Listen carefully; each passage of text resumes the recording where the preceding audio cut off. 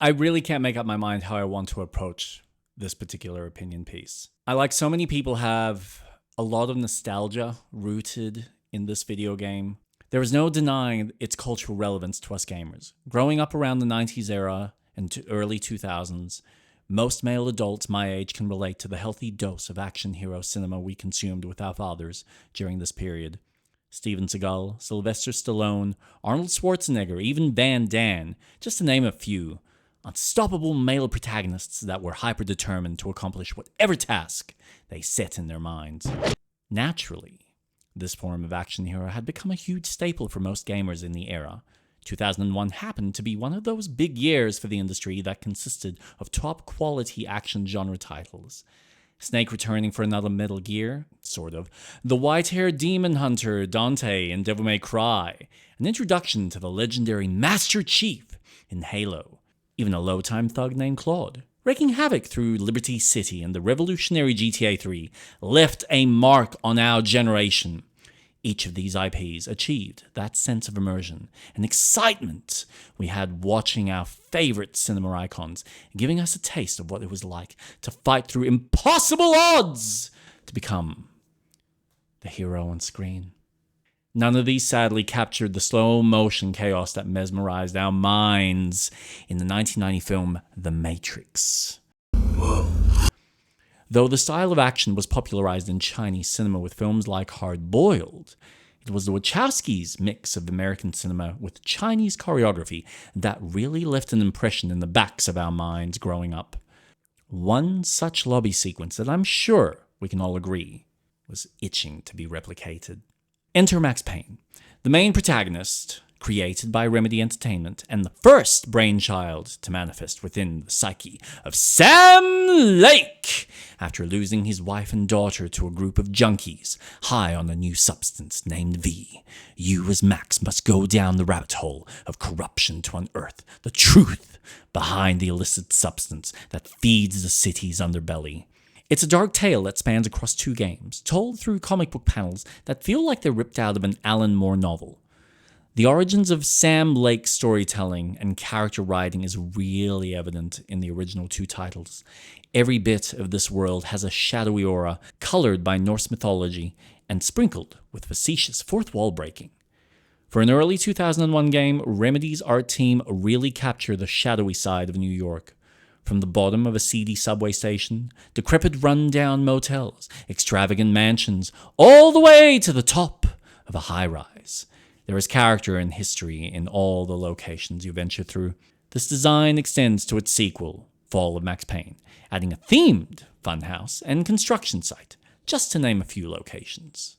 This variety is what provided the play space for players to utilize, the main hallmark that Max Payne is known for, a feature that up until this point never really existed in action games before. Bullet time. Let's be honest, there were far better action shooters around to sink your teeth into.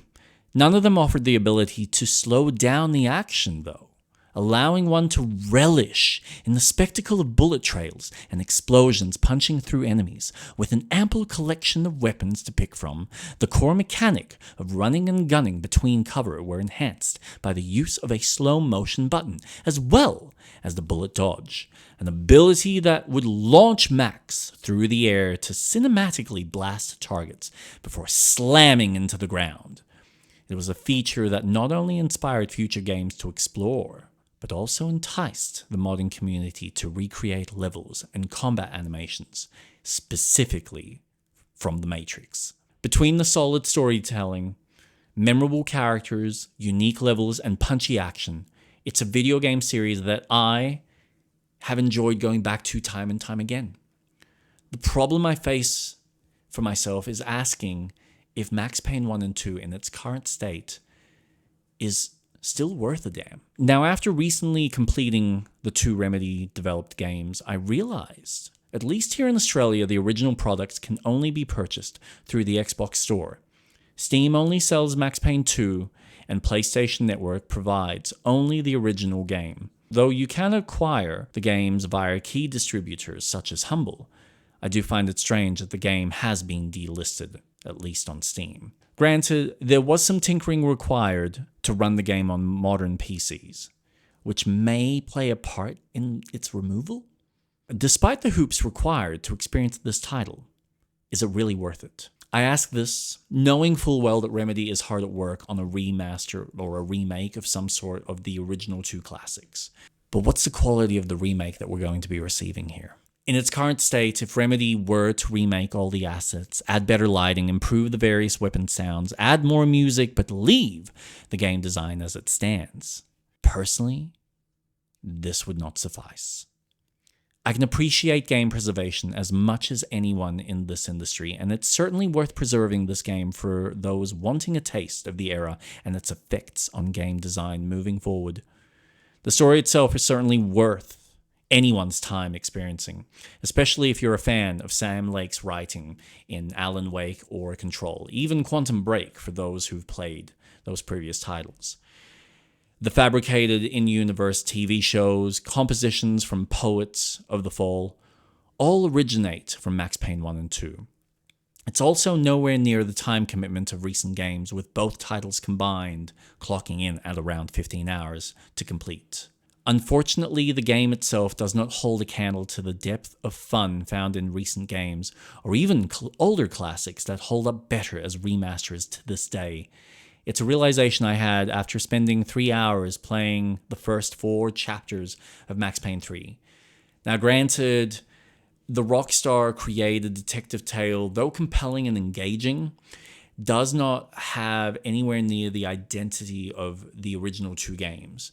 You can tell that Rockstar kind of just pulled Max Payne out and placed him in this traditional Rockstar storyline, without any of the deeper, subtle world building and character peculiarity.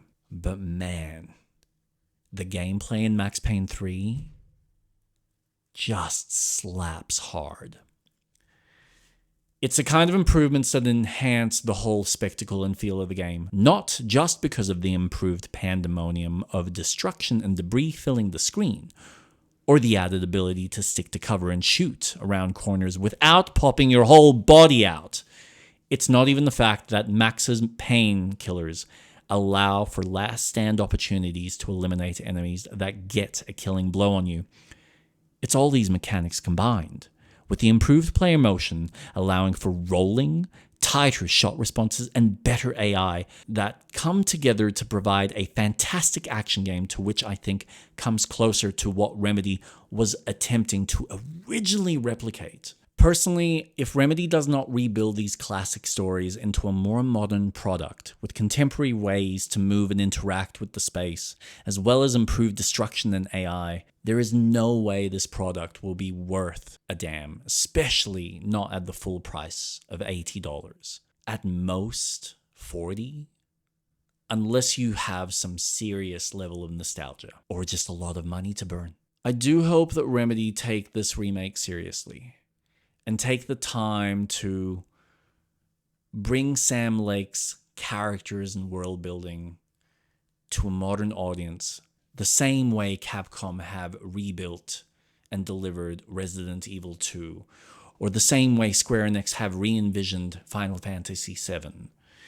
If Remedy manages to get as close to the feel gameplay-wise as Max Payne 3, but keep the story and the tone of the originals, we may have a game worth our time and money. Share your stories and your history with the franchise if you've played it, if you're interested in it, if you're interested in the remake, what you'd want from the remake. I'm always curious to see other people's thoughts and opinions. If you like the content, please feel free to like and subscribe. If you want to follow me further, you can find me on YouTube and Twitch at Jake Starbeck. Till next time, be kind to one another and keep on gaming on.